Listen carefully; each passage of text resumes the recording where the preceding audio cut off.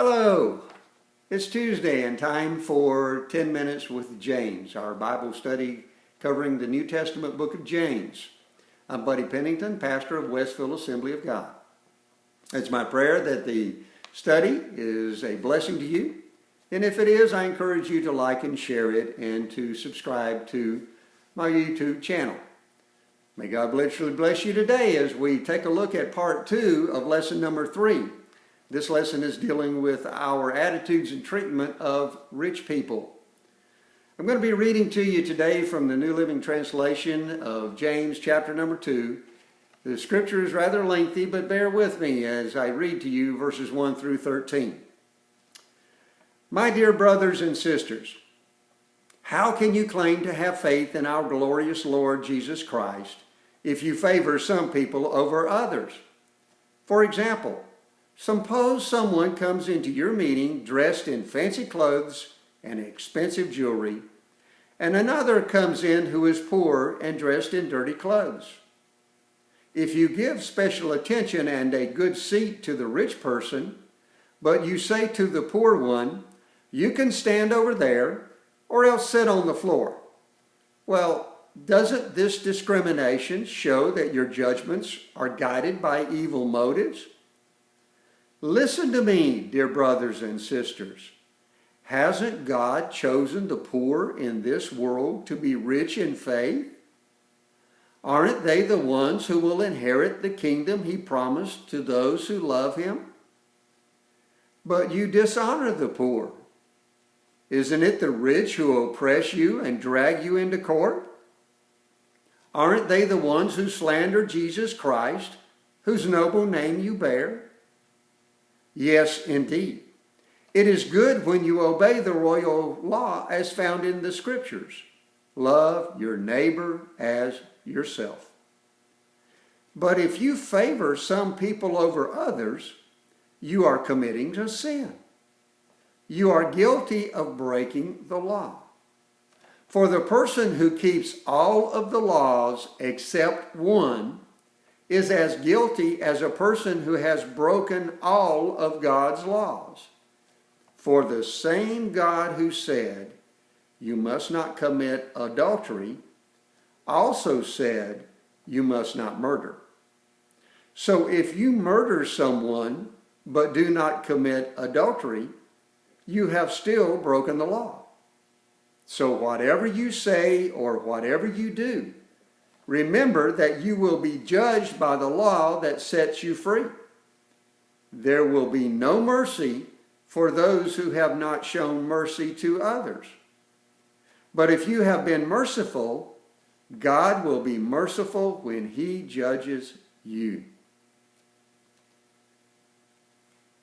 Let's look at a hypothetical situation. Someone walks into a room wearing a sharp, expensive-looking outfit. Could be a man or a woman. Another person walks in with them. That individual has the look of a personal assistant. They're constantly looking at their phone and making notes, and they're constantly talking to that affluent-looking individual, reminding them of schedules and saying things quietly to them as they enter the room. We watch them enter and we wonder, well, did the one that looks like the personal assistant drive them up to the building in a Beamer or a Jaguar or maybe even the latest luxury Lincoln? We wonder to ourselves who they could possibly be, what business maybe they own. Maybe we're just a little bit jealous of them. We might say to ourselves, it must be nice living that lifestyle. And we may even hope maybe we can meet them and become their friend. Now let's make that room that they just entered the foyer to our church. Do we escort them down towards the front to a seat that is going to be noticed by everybody?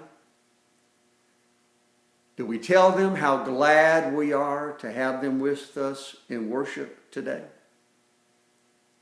Do we make sure that the usher knows that they need to give them a tithing envelope and let them know that if they want to, they can pay online? Do we point them out to the pastor and encourage him to perhaps come over and greet them before the service starts?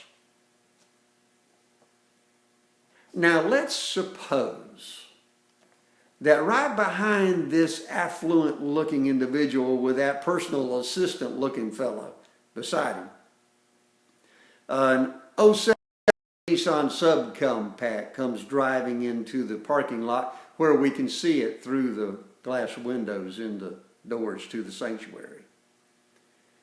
It's being driven by a slightly disheveled looking mom who has two boisterous children hanging out the back windows of the car.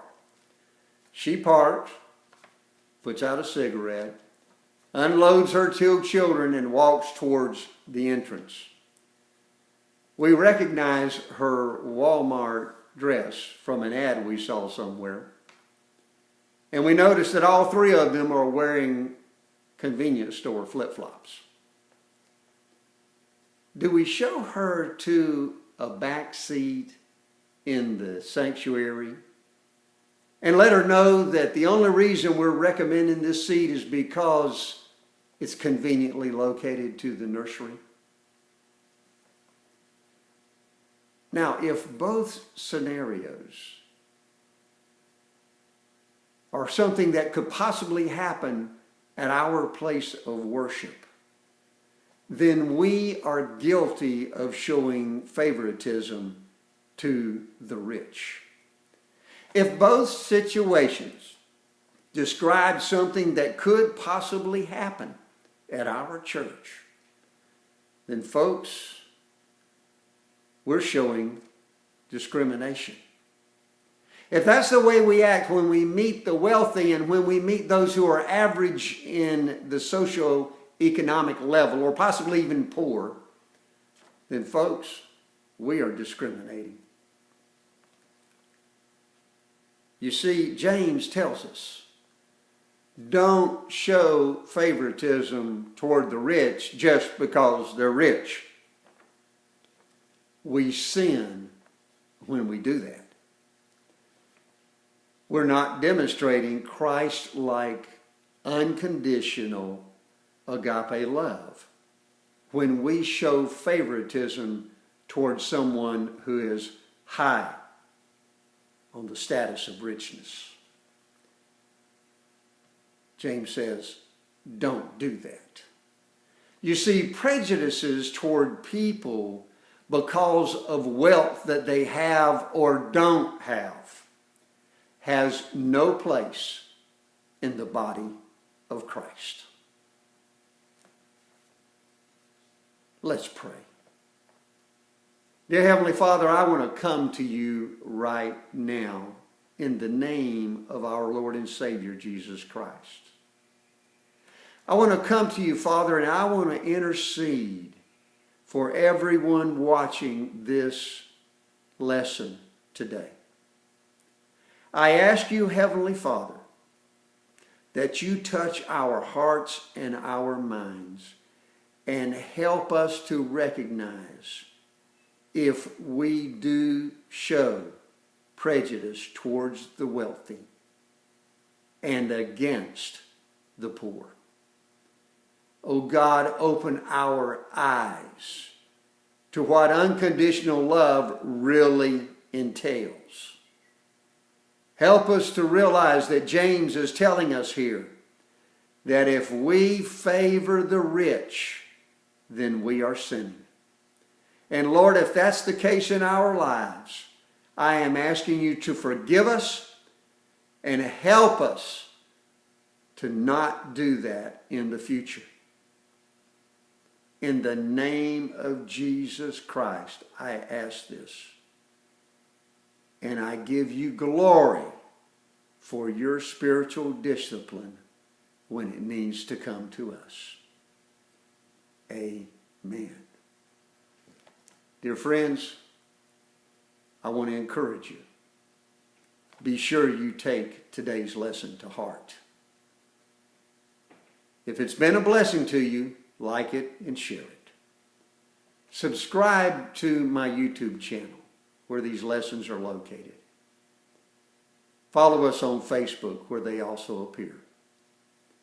It's our desire that we grow in maturity in our faith in Jesus Christ. May God bless you, and may God walk with you daily as you strive to become more like Jesus. Have a wonderful day.